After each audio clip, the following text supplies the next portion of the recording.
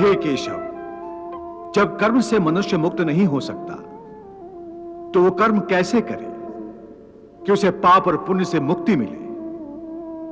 हे पार्थ, इसका तरीका यह है कि मनुष्य फल की इच्छा त्याग कर कर्म को अपना धर्म समझकर करे। फल उसे अवश्य मिलेगा, परंतु इस फल का वो विधाता का इच्छा समझकर स्वीकार करे। ज्ञानी पुरुष इसी योग को अपनाकर कर्म योगी बन जाते हैं। कितना महान सत्य प्रभु ने सहज ही कह दिया। वो कैसे भगवान? देवी, समस्त भय, चिंता, कलेश के मूल में आसक्ति होती है। कर्म योग फल की आसक्ति का त्याग करने को कहता है, अर्थात निष्काम होकर कर्म करने को कहता है। इससे मनुष्य को क्या लाभ होता है भगवान? लाभ यही है देवी कि कर्म योग चित्त को शुद्ध और भयमुक्त कर देता है। देवी, भयमुक्त होकर ही मनुष्य जीवन को आनंद में बिता सकता है। अर्जुन को प्रभु यही रहस्य समझा रहे हैं। हे अर्जुन, तुम इंद्रलोक दिव्यास्त्र पाने के लिए गए थे, तब उर्वशी के मोहजाल में नहीं फंसे थे, उर्वशी से मोहित नहीं हुए थे, क्योंकि उस समय तुम्हारा मन निरासक्त था। मैं तो यहाँ अपने अतिथि की सेवा में अपने आप को समर्पित करने आई हूँ। नहीं नहीं, ये धर्म नहीं है, ये तो अधर्म है, पाप है। हे अप्सरा, मेरे लिए हर वो स्त्री जो मेरे विवाह बंधन में नहीं बंधी आदरणीय है, देवी और माता समान है। तो क्या पृथ्वी लोक का यही धर्म है कि पुरुष एक कामातुर स्त्री की प्रेम याचना को निर्दयता से ठुकरा दे? परंतु देवी, आपका मेरा रिश्ता एक स्त्री पुरुष का नहीं है, बल्कि धर्म और इंद्रलोक के नियमानुसार भी आप मेरी माता हैं। उर्वशी के कारण तुम विचलित नहीं हुए थे, परंतु आज कैसे विचलित हो गए हो? उस समय तुम अपना धर्म नहीं भूले थे, परंतु इस समय तुम अपना धर्म भूल रहे हो। इसका कारण जानना चाहोगे? हाँ केशव, तुम्हारा मन तुम्हारे काबू में नहीं है, क्योंकि तुमने कर्म योग नहीं अपनाया। क्या कहा? कर्म योग से मन काबू में रहता है? हां अर्जुन, कर्मयोग के कारण कर्मयोगी का मन इधर उधर भटकता नहीं है। कर्मयोगी की बुद्धि स्थिर हो जाती है। जिस प्रकार पत्थर के एक मजबूत चट्टान को नदी की तूफानी लहरें भी विचलित नहीं कर सकती,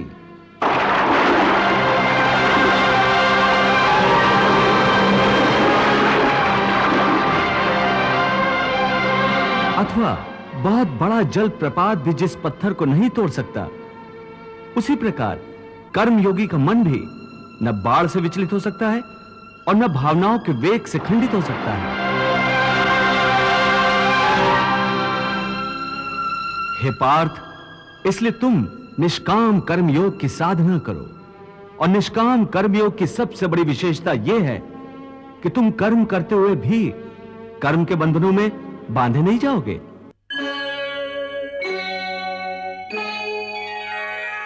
किसी से प्रेम करने की कोई विधि नहीं होती, परंतु पूजा करने की तो कई विधियां हैं।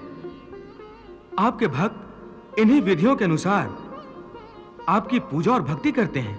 हे अर्जुन, पूजा मन की साधना होती है, और मन की साधना का विधि से क्या लेना देना? जैसे प्रेम करने वाले दो प्रेमन से मन को लगाकर प्रेम करते हैं, वैसे ही भक्ति की जाती है। ये विधियां तो बनाने वालों ने बना दी हैं।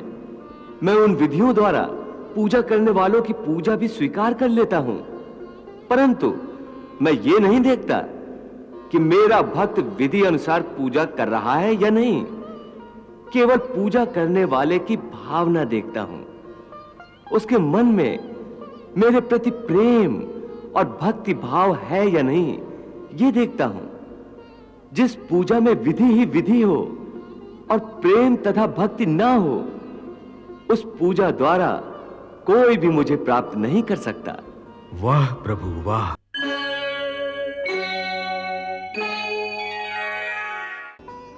हे योगेश्वर, ध्यान लगाने का अंतिम उद्देश्य क्या है?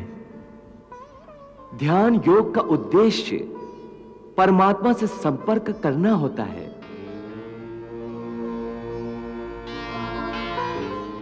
परंतु इसके प्रथम चरण में मनुष्य को आत्मशुद्धि प्राप्त होती है, स्वच्छता मिलती है और ध्यान लगाने वाले का अंतर निर्मल हो जाता है।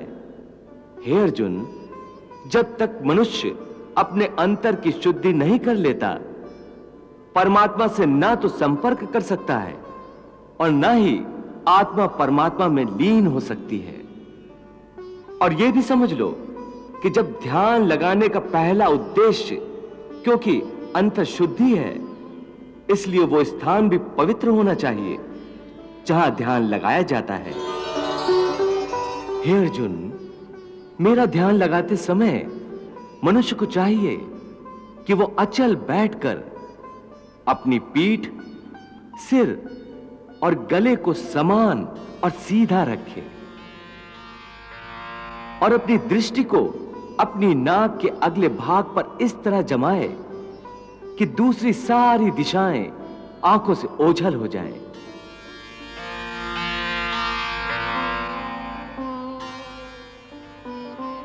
ऐसा करने से अपने आसपास के वातावरण से उसकी इंद्रियों का संपर्क टूट जाएगा और मनुष्य अपने अंतर में मन लगा सकेगा। हे मधुसूदन, यह तो बड़ा ही सहज और अच्छा तरीका है। इस ढंग से तो कोई भी मनुष्य आसानी से ध्यान लगा सकेगा। यह ठीक है अर्जुन, परंतु वो मनुष्य मुझ में ध्यान नहीं लगा सकेगा जिसके जीवन में संतुलन ना हो। ध्यान लगाने में सफलता के लिए मनुष्य को संतुलन का पालन करने वाला होना चाहिए। मेरे भक्त को चाहिए कि वो ना इतना खाए कि यूं लगे जैसे वो केवल खाने के लिए जीता है,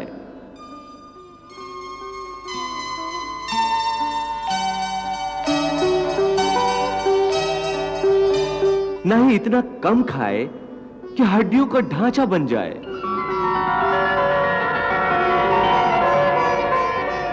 न इतना सोए कि दिन को भी रात समझे, न इतना कम सोए कि रात को भी रात न समझे। यदि सुख मिले तो खुशियों से नाचने न लगे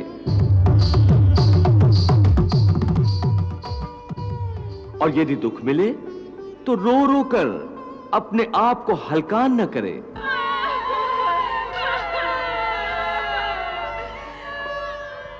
दुख सुख की हवा के झोंकों से न भड़कने बुझने वाला मनुष्य उस दीपक की ज्योति की भांति होता है जो तेज हवा में भी सीधी और अडोल रहती है।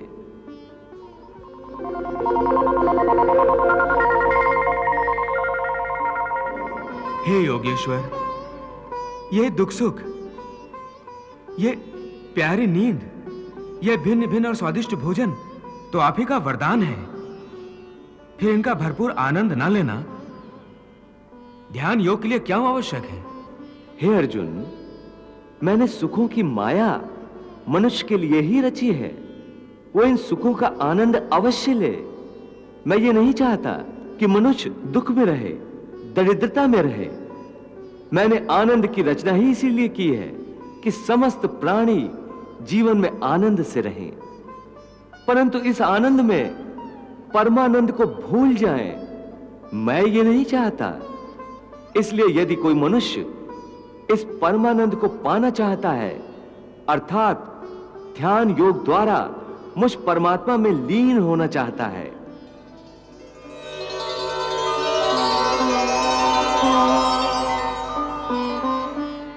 तो उसके लिए आवश्यक है कि वो इस माया में उलझा ना रहे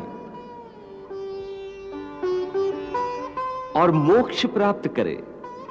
अन्यथा जन्म जन्मांतर के चक्रव्यूह में ऐसा फंस जाएगा कि निकल ही नहीं सकेगा।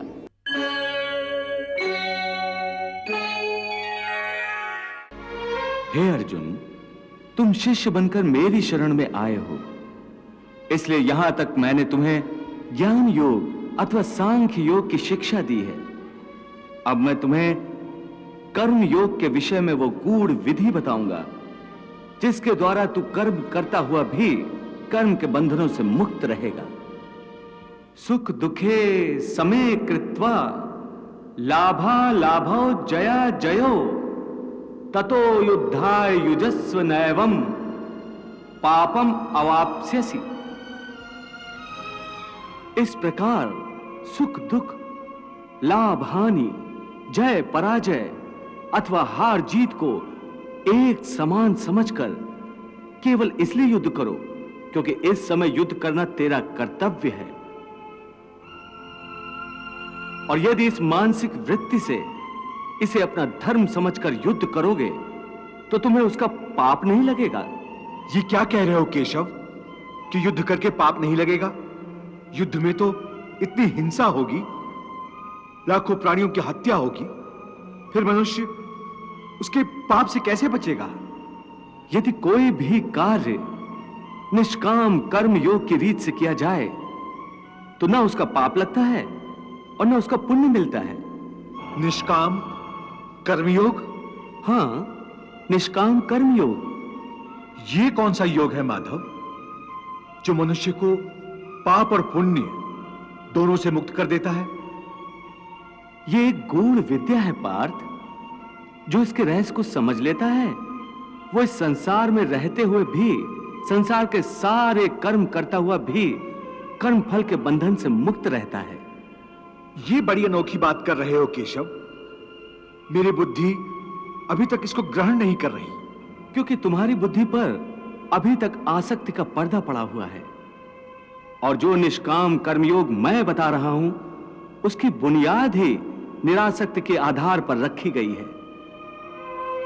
हे अर्जुन, इस निरासक्ति योग को समझ लोगे तो तुम्हारे जीवन में पूर्ण शांति आ जाएगी। हे माधव, इस योग की साधना कैसे करते हैं? इस योग के नियम क्या हैं? उसकी साधना के लिए कोई हजारों वर्षों की तपस्या की आवश्यकता नहीं। इसकी साधना तो एक ही क्षण में हो जाती है। एक ही क्षण में? हां, एक ही क्षण में। जिस क्षण में प्राणी अपने मन का रवैया बदल लेता है वही क्षण। परंतु हे केशव, कोई भी मनुष्य एक ही क्षण में आसक्ति को कैसे छोड़ सकता है? जब वो कर्म करता है तो उसके फल की आसक्ति तो उसके कर्म का हिस्सा होती है, जिसके अंतर्गत फल पाने की इच्छा से ही कर्म करता है। हे अर्जुन, बस यहीं से निष्काम कर्मयोग की साधना शुरू होती है। अर्थात तुमने कहा कि प्राणी फल पाने की इच्छा से ही कर्म करता है, परंतु निष्काम कर्मयोग यह सिखाता है कि फल पाने की इच्छा से नहीं, बल्कि अपना कर्तव्य पूरा करने के लिए, अपने धर्म का पालन करने के लिए कर्म करो। फल पर भरोसा रखकर कर्म मत करो, क्योंकि फल पाना तुम्हारे हाथ में नहीं, तुम्हारे अधिकार में केवल कर्म करना ही है। कर्मण्येवाधिकारस्ते मां फलेषु कदाचन मां कर्म फल हेतुर्भूर्मा ते संगोस्त कर्मणि। हे पार्थ, तुम कर्म कर सकते हो, कर्म करने का संकल्प कर सकते हो, परंतु इसका फल पाना तुम्हारे हाथों में नहीं है।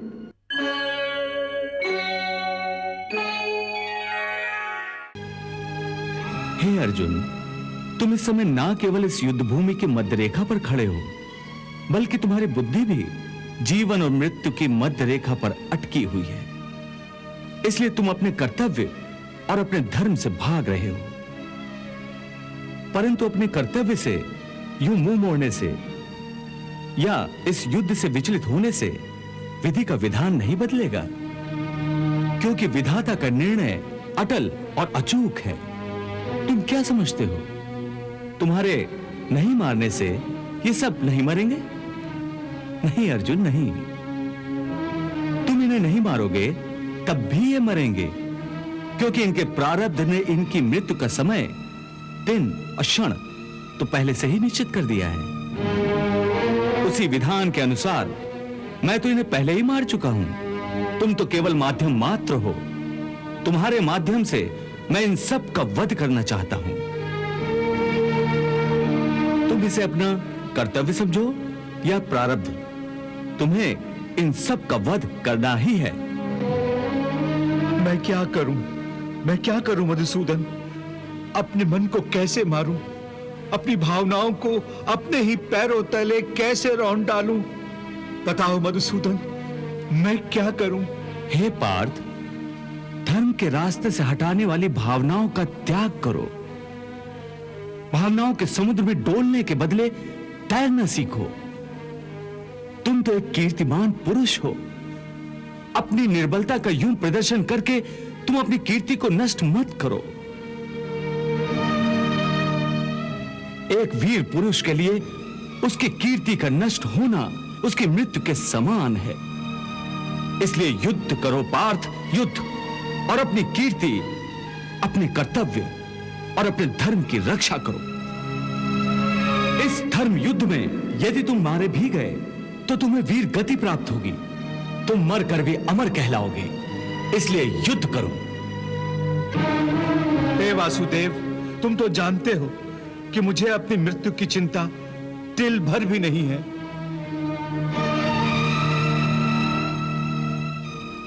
हे अर्जुन, मैं जानता हूं तुम इस धर्म युद्ध में अपने प्राणों की आहुति देने से जरा भी नहीं घबराते। तुम्हारे हृदय की यह दुर्बलता केवल अपने संबंधियों के आदर में है, जो इस धर्म के क्षेत्र में अर्थहीन हैं। तुम्हें अपने संबंधियों की मृत्यु की चिंता है, परंतु तुम्हारा यह विचार तुम्हारे अज्ञान का खुला प्रतीक है। तुम ठीक कह रहे हो केशव। इस समय मेरी बुद्धि अज्ञान के अंधकार में डूबी जा रही है। धर्म क्या है, अधर्म क्या है, मुझे इसका ज्ञान नहीं रहा। मैं कर्म के एक ऐसे दोराहे पर खड़ा हूं जहां से ये पता नहीं चल रहा कि धर्म का मार्ग कौन सा है और अधर्म का मार्ग कौन सा। मुझे अज्ञान के इस अंधकार से निकलने का रास्ता दिखाओ केशव, रास्ता दिखाओ। हे पार्थ, मैं तुम्हें इसी अज्ञान के अंधकार से निकालना चाहता हूं। इस अंधेरे में अंधों की भांति हाथ पैर मारने के बदले अपनी दूर दृष्टि को एक दिशा दो और देखो इस सृष्टि की ओर। इस सृष्टि में जो जन्म लेता है वो निश्चित रूप से मृत्यु के अधीन हो जाता है। इसका अर्थ यह है कि इस मृत्युलोक का हर प्राणी, चाहे वो मनुष्य हो, पशु हो, पक्षी हो या फिर पेड़ पौधा हो, हर सांस लेने वाला प्राणी अपने जन्म के साथ अपनी मृत्यु को भी लेकर आता है। हर प्राणी को एक ना एक दिन निश्चित क्षण पर मरना अर्थात अपना शरीर त्यागना ही पड़ता है। इसलिए तुम उनके मरने की चिंता छोड़कर अपना कर्तव्य समझकर युद्ध करो। ये ठीक है कृष्णा, क्योंकि प्रारब्ध में मरना लिखा है, परंतु उसका यदि पितामह की मृत्यु का समय आ गया है तो वो अवश्य मर जाएंगे, परंतु मैं अपने हाथों से उन्हें क्यों मारूं? तो स्वयं अपने हाथों से अपने भीष्म पितामह को नहीं मारना चाहते हो? यही सत्य है माधव। मैं अपने भीष्म पितामह को अपने हाथों से नहीं मार सकता। तो ठीक है, मत मारो, परंतु पहले मुझे यह तो बताओ कि कौन है तुम्हारे भीष्म पितामह? कहां है तुम्हारे भीष्म पितामह? ये क्या पूछ रहे हो कि भीष्म पितामह कहां है, कौन है? तुम्हें दिखाई नहीं देते क्या? वो सामने ही तो है खड़े भीष्म पितामह। वो जो रथ के ऊपर खड़ा है? हाँ, वही तो। पर वो जो रथ के ऊपर खड़ा दिखाई दे रहा है पार्थ, वो तो केवल भीष्म पितामह का शरीर है। मैं पूछता हूं असली भीष्म पितामह कौन है, कहां है? हे कृष्णा, तुम्हारी बात मेरी समझ में नहीं आ रही है। वो जो दिख रहा है वो भीष्म पितामह नहीं है, केवल शरीर है। इसका अर्थ है कि भीष्म पितामह कोई और है अवश्य, यही तुम्हें समझा रहा हूं मैं। देखो ध्यान से, देखो उस शरीर में जो प्रकाश है जिसे आत्मा कहते हैं,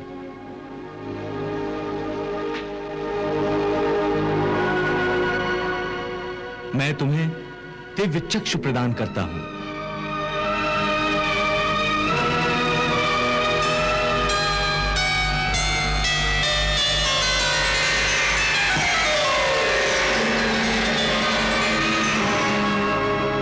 इन दिव्य चक्षुओं से देखो उस आत्मा को।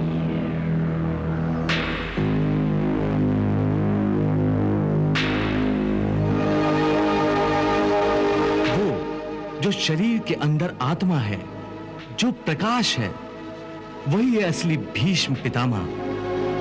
दिखाई दे रही है उनकी आत्मा?